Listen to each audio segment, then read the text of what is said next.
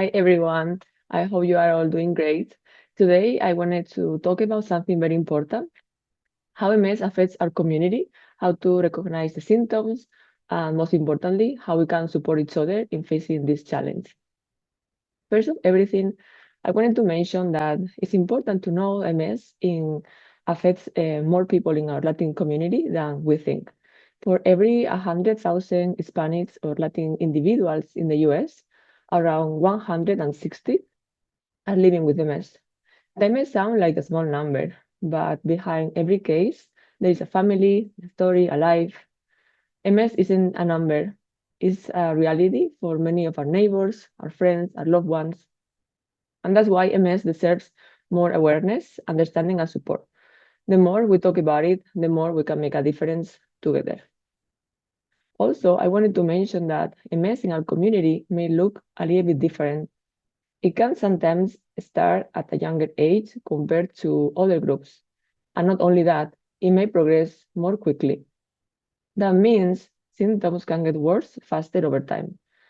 This faster progression can lead to disability sooner. For example, someone may start having trouble walking or experience vision issues like double vision, blurry vision, or struggle with everyday tasks like cooking, working, or getting dressed. And then as MS gets worse, this will become more difficult, and patients may have harder time living independently, taking care of the family, or even keeping the job. That's why it's very important to recognize symptoms early and also to get the right care as soon as possible. How to recognize symptoms? So MS can look different in every person. It's a disease of many faces. Sometimes the symptoms are obvious at first, but that's not always the case. The most common symptoms that are easier to identify are like vision problems, like double vision or sudden vision loss, also named as optic neuritis, which is inflammation of the optic nerve. But there are other symptoms like numbness, weakness, trouble walking, difficulties using the restroom.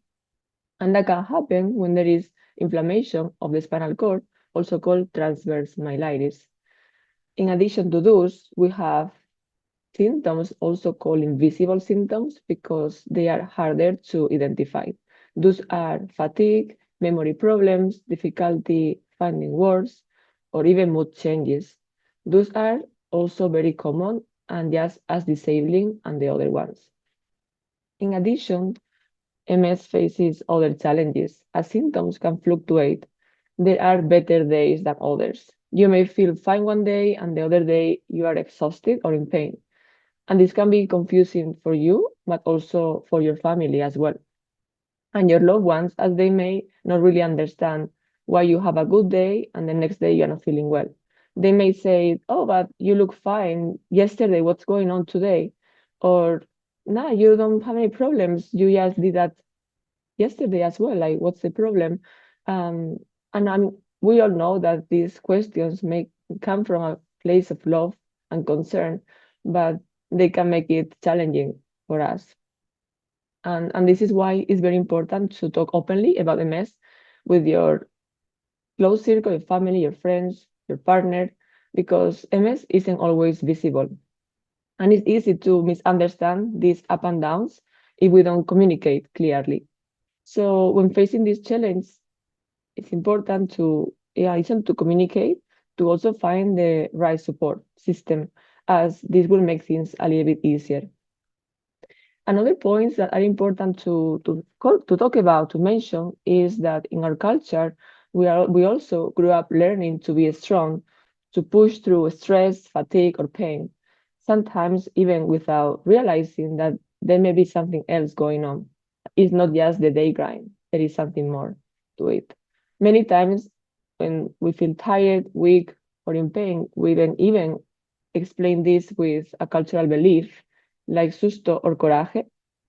And those are important ideas that I want to talk about as well. For the ones who are not familiar with those two concepts, I'll tell you more about them. Susto is the idea that sudden fear or an emotional shock can cause the soul to leave the body. leading to symptoms like sadness, weakness, or fatigue. Coraje, on the other hand, is used to describe anger or emotional upset and is believed to show up in the body as pain or discomfort. And to find healing from them, we may turn to a limpia, a prayer circle, or a trust healer, looking for balancing both emotions and the body. And these traditions are very meaningful and they have support our families for generations, and they continue to do it to provide comfort and a sense of connection. But sometimes the symptoms that we identified as susto or coraje may be something else, could be a medical condition, could be MS. And that means that we need more than just the spiritual healing. We also need to seek medical support. It doesn't have to be one or the other. It can be both. Could be to bring both worlds together, our culture and also the modern medicine, to help taking care of the whole person, the body, the mind, the spirit. But also, not only with that frame, it's also important to know that healing, in addition to these things, is also coming from talking about our problems with our community, to share our suffering. It can be healing as well. In our community, we may choose to be private, though. It may be difficult to share our struggles. We may want to, again, to keep strong, to keep going, not to worry others. Many people may hesitate to share with their families or even their boss what are the symptoms. They may be worried about becoming a burden or to get in trouble at their job. But keeping symptoms hidden can lead to loneliness and isolation and make things harder, actually. So we need to really find those support systems, to build them, to find a place where we will feel safe to share. And it is true, another challenge with MS is also communication, not only with our loved ones, but also even with our providers, our doctors. We may not feel understand because they don't share the same culture, the same language. We may find this difficult as well. And that's why it's important to find doctors, which is the another challenging part, that they understand our MS, but they also understand us, the stories we have, our values, our family. When we are living with MS, it's important to find this team that will make everything a little bit easier. But also, besides all the symptoms, all the points I mentioned, I also want to talk about some things that it can make the journey a little bit easier. So, for example, you could track your symptoms. It's important to keep a notebook or even your phone to write down your symptoms, your questions. For example, you have some symptoms to write down when they start, for how long, whether or not they are new. You can bring this to your medical appointments, and that can help share this with your doctor so you don't forget um, to bring up all these symptoms, all the questions you have as well. It's important to write it down, as at appointment time you may forget about in the stress of the moment. Also, it's important to ask questions. If you don't understand something, you can ask the doctor to explain it again in a different way, or whichever question comes to your mind. It's important to speak up, advocate for yourself. Anything you need, it's important for your doctor, your care team to be aware of that. Sometimes it can be helpful to bring somebody to your appointments. They can help you taking notes, describe your symptoms, just be there for you, support you if you are nervous. And also, it's important to join support groups. They can be in the community, but they can also be online if nearby where you live there is nothing in person. In the MS Society, there are a lot of resources that you can look for and join different groups that can help you go through this journey so you don't feel that alone. Talking to others will make things very, very different, and you will not feel isolated as much. In terms of finding information, now the internet is full of too much information. It's hard to keep track of what is real, what is not. The MS Society has great resources. in English, Spanish, even short videos, and that could provide a lot of help with information. And also, another challenge are the finances. With the newer medications, the price is going up, and some insurances may not cover the price. That's a more challenging topic to talk about, but there are also some financial aid programs. Some of these companies can also provide free drug in some cases. There are some other support systems through the HMS Society that can help you connect with resources.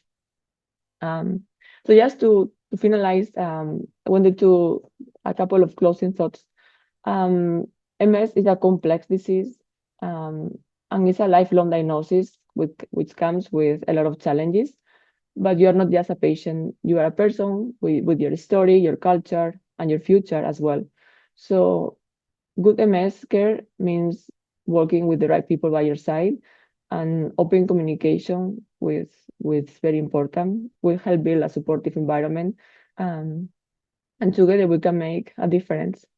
In the prior section, we talk about what MS is and how it may show up in our lives, how we can get more help. But now let's take it one step further, because MS doesn't just impact one person; it touches families, friends, loved ones too. Um, a lot of people have this question: how do I even start talking about MS with my family, or how do I explain something that's hard to understand even for me? You are not alone in those feelings, and you don't have to do it perfectly. So let's talk about how to open those conversations, how to bring your family, your loved ones into the journey, and how to build a support system that can truly lift you up. When somebody is first diagnosed with MS, there is a lot to take in. It can feel overwhelming, it can feel isolating. Once you start processing it yourself, there is a next big challenge. How do you share this with your people? And there will be a lot of questions that come to you. Some of them may be easier to answer than others. The main one that we can talk about is what is MS? They may ask you, but what is MS? Some people know, others they don't really know. A way to describe MS very simply is you could say MS is a disease where my immune system attacks my nerves, causing symptoms like tiredness, numbness, weakness, vision problems. That's a way to explain it. Also, let me ask you, are you going to be okay? And it's true, MS is unpredictable. But many people with MS, they live active lives with the right treatment and support. Other question that the patients get asked a lot is, will you need a wheelchair? The truth is, not everyone with MS will need one. It's not guaranteed. And while some people may require a wheelchair later, many others don't. So, and also especially with the newer treatments and the improvement in care for MS. Other questions that some people have is MS contagious? And it's not. You cannot catch it from somebody else. You cannot spread it like a virus or a cold. And an important one for family members is MS inherited? Will my children have it? While MS is not directly inherited, like other genetic disorders, but family history can play a small role. I'll tell you a little bit about it. For most people, the chance of developing MS is around 0.1%, which means in 1,000 individuals, one person will get MS. You may have a close relative with MS, like a parent or a sibling. The risk is a little higher, 2 to 3%. Even in families with MS, most relatives will not develop MS. And just the best example to help putting this into perspective, identical twins, when they share all the same DNA, the same genes, the risk, although it's higher, is around 25%. That means that because of a combination of different things, the genetics, environment, immune system changes, and possibly even things we don't fully understand yet. Having a relative with MS may slightly increase the risk, but it doesn't guarantee that everybody in the family will get it. Or even somebody, maybe just be one person in that entire family. Anyway, a lot of times you may not have the answers. for the questions your family asks you or your loved ones, and that's okay. You don't have to know everything and you don't have to explain everything perfectly. Sometimes, even when you try your best to explain things, it may not be enough. And in those cases, it's helpful to point your loved ones to trust resources. And again, the National MS Society is a great one. They have excellent brochures, videos, and websites in multiple languages to help explain MS with clarity. If you feel comfortable, you can even invite them to your next doctor's appointment. Sometimes hearing it directly from a professional can really help take the pressure off you. And also, when your family hears the word MS, the diagnosis of MS, a lot of emotions can come up. Partners may feel worried, they may not know how to ask questions. Your kids may blame themselves or they feel scared to what's gonna happen to you, their parents, though they may not show it.